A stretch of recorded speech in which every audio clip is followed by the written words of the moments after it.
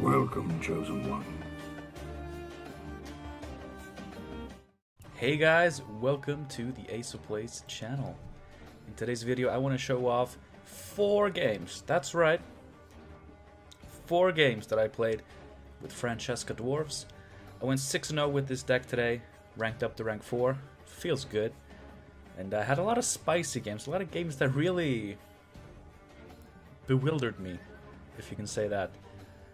As you may notice, the gameplay is sped up just a little bit. It's sped up to 120%. I'm going to try to do this for these videos, if that's okay with you guys.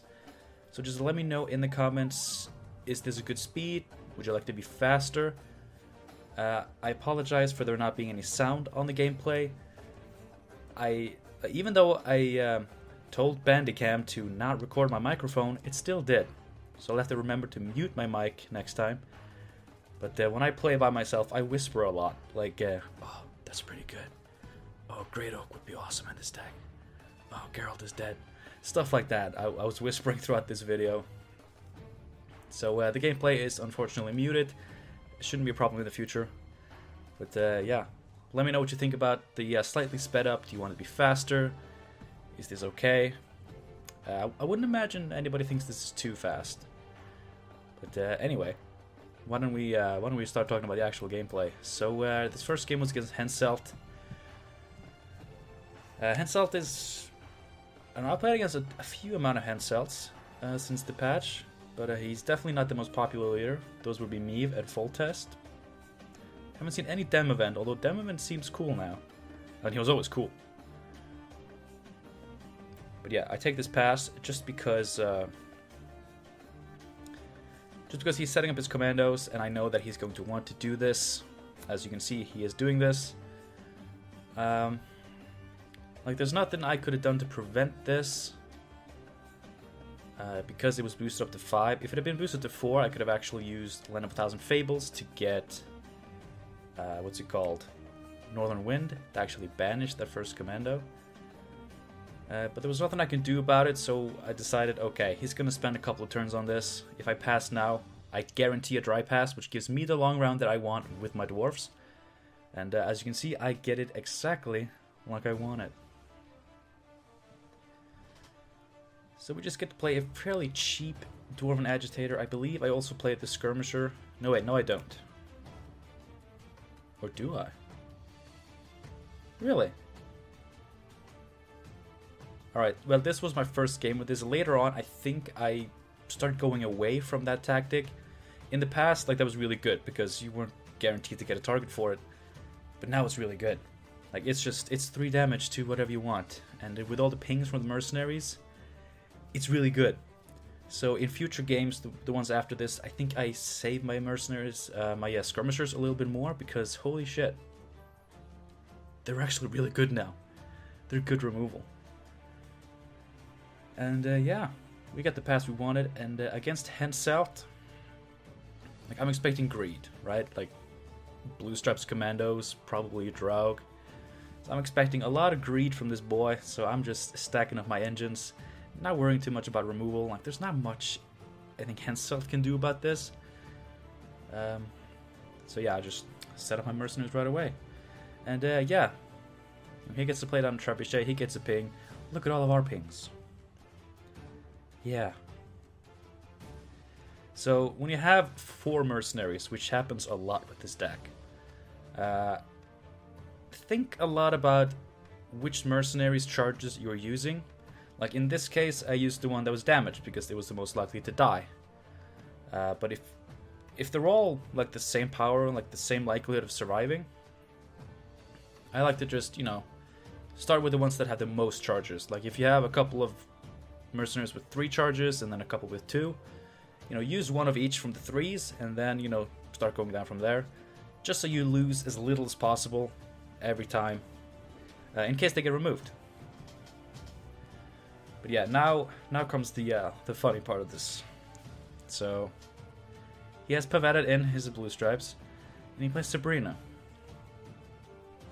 That's a -1 tempo play, and we're so far ahead, so I'm thinking, you know what, why don't I make my own -1 tempo play?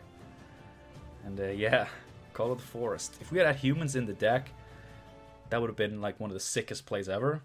But we don't, because this is a dwarf deck. And humans lost after our Ladyfolk. But yeah, we got a pretty quick forfeit. We were so far ahead, and like we could definitely afford to make that play. And it was just awesome. Now this next one is against Gurnakora. Gurnakora is one of the 2 leaders I wanted to play today, but I decided to go with Francesca first, and it was just such a blast. So no Gurney today. But this is a funny one. Like, you're gonna see some strange shit in this Gurnakora match.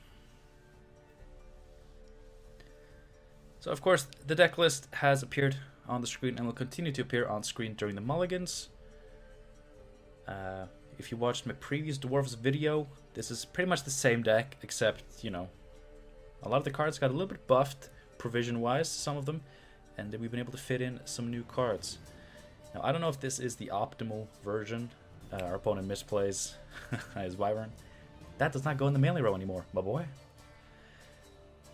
But yeah, I don't know if this is the best version. Like, it runs 1,000 Fables, which I don't see in any other Dwarves deck. It's just, like, we rely so much on Novigradian Justice that it's such a shame to not get it. And 1,000 Fables got buffed. It's 1 provision cheaper, so why not? I do really want to play Great Oak in this, but it's such an expensive card, and we'd have to take out something pretty big to afford it. And honestly, I like the deck the way it is now. But if you have any ideas, like any suggestions on how to get Great Oak in here, like maybe take out Geralt. Like, he got nerfed. He's been getting me good value today, but I think potentially he could turn out to be a fairly bad card in the future if people start getting less greedy. I mean, of course, now, like, there's so much greed going on. Like, Geralt is such a good card now, despite his nerf. But yeah, Call of the Forest really coming to good use. In this deck, like, there's not a lot of cards that are too much, you know, to invest in round 1. As long as you get to keep Novigradian Justice for round 3, you're so good. You are so good. Like anything else, you're pretty safe to play, and that's just such a good feeling. And also with Novigradian Justice, we have multiple ways to play it. Like, we can go for the short round with Cleaver's Muscle. We can go for the long round, Engine Greedy plays. We can of course mix the 2, because we play it twice. So of course in a matchup like this, like Gurnakora, like this round is going to go deep. If I don't win round 1, then round 2 is going to go deep. So I'm just doing my thing. Getting ready to invest quite a lot. As you can see, we're pretty far ahead in points. I don't remember when this guy passes. I don't know if it's going to be now or later. I think he plays a little bit deeper. Parasites. That's a pretty good Parasite. Good value. Denying me my carryover. Now there's always, like, if you have Justice in hand in round 1, like, there's always that dilemma. Should I play it now and just have 1 for later? But right now, I just wanted to make sure I had Dwarves on the board so that my Zoltan Chevet wasn't completely dead. If this round ended up being a little bit longer, it ended up forcing a pass out of him, which I'm not sure that was worth it. Like getting the pass was great, but losing a Justice, overcommitting in round 1 with Novigradian Justice, that hurts. Like, that hurts the whole strategy. But you know, we go into a fairly long round. We still have 1 Justice, which is already a really good card.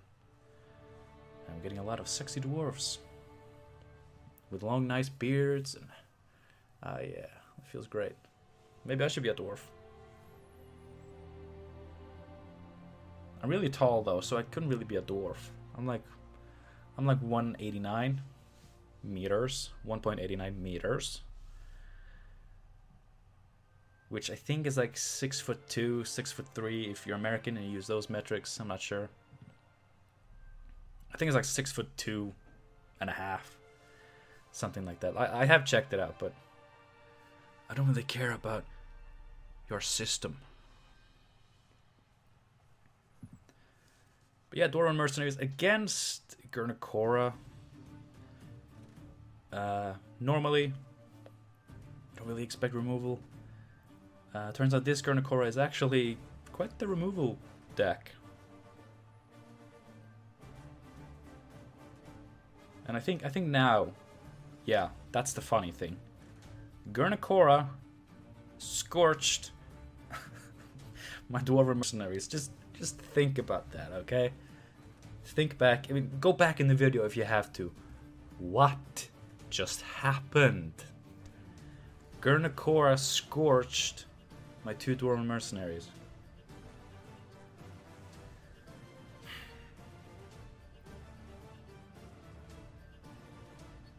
I don't know what to say. But look, we're pretty free to go greedy here, so Polydalberg. Probably Polydalberg's main usage is to boost up the Mahakam Defender. Some dwarf decks run 2 copies of this.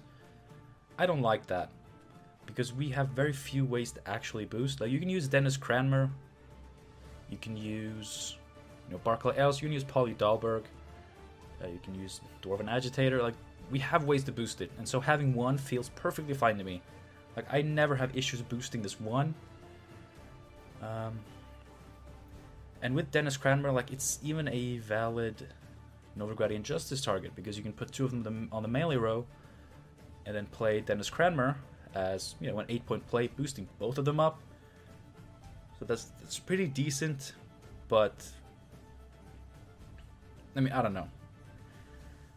Like, I think, like, against Nilfgaard, there are no matches against Nilfgaard here, sadly, but against Nilfgaard, because of Ox, I never play down 4 Mahakam Mercenaries, so I prefer to go for 2 Mercenaries, 2 Muscle, or 2 Mercenaries and 2 Defenders on the melee row.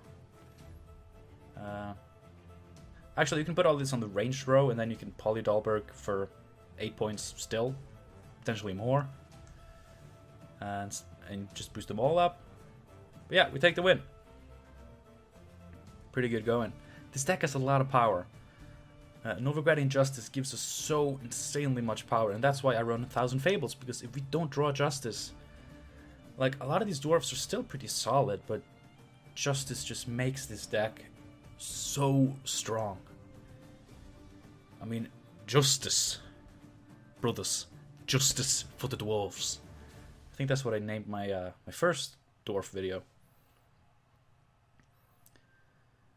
So now it's Woodland, which is, like, again, kind of big monsters. This is more big monsters than the last one. The last one was Control Gurney, I guess.